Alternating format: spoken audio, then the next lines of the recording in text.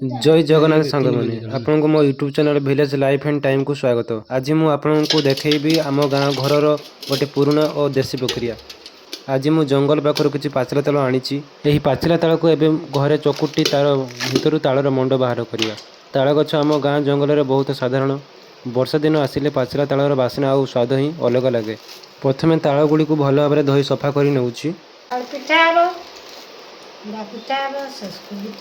एबे देखो ये पाचिला तालटी को चकुटी करुच्ची। तालटा पाचि जाइथिबार यार भितर को नरम हो जाइए। धीरे धीरे तालर खल बाहर करी भितर थिबा मंड को अलग करुच्ची। एई कामटा देखा बहुत सहज लगुले भल भाव करने टिके समय लगे। गोटे गोटे करी सब ताल को चकुटी मंड बाहर करुच्ची। आम गाँव एमती देशी जिनिस अनेक प्रकार खाद्य तैयारी हुए। पाचिला तालर मंडर ताल पिठा ताल बड़ा भली अनेक जिनिस तैयारी करा जाए।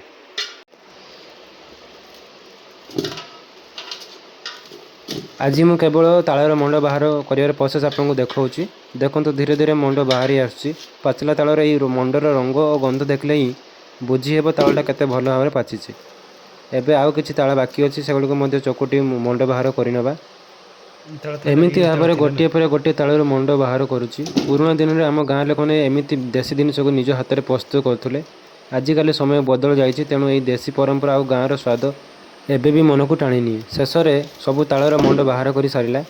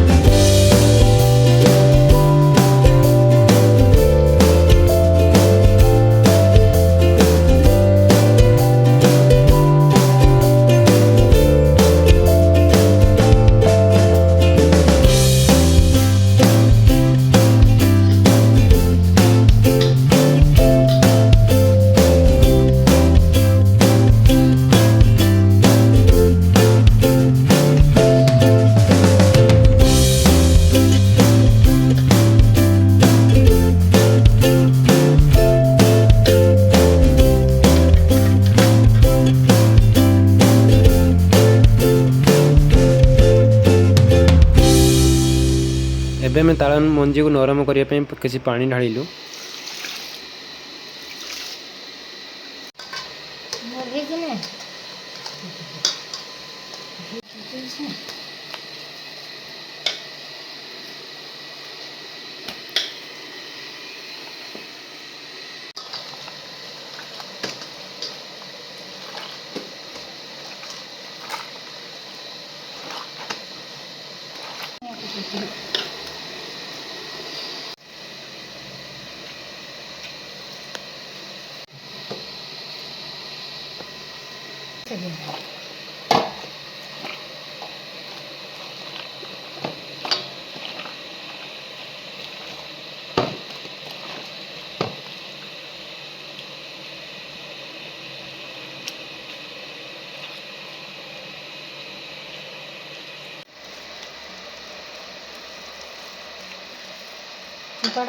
डरे देते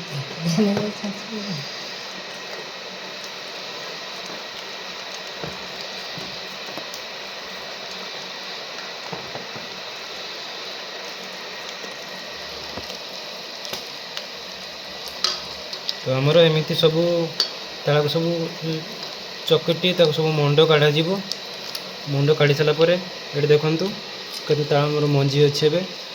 तो सबुठाରୁ ଆମର ଏମିତି ସବୁ ଇଏ କରାଯିବ, ମୁଣ୍ଡ କଢ଼ାଯିବ। ତାପରେ ଆମର ତାକୁ ଗରମ କରାହେବ।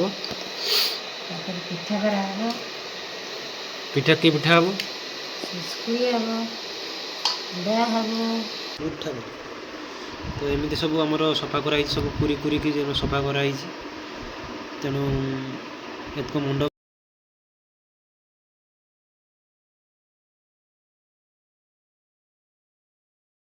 ଏବେ ଆମର ସବୁ ତାଳ ଚଉଟି ଦିଆ ସରିଛି ଯିବ। ତେଣୁ ଏଠି ଏତକ ମଞ୍ଜି ଆମର କାଢ଼ା ହେଇଛି।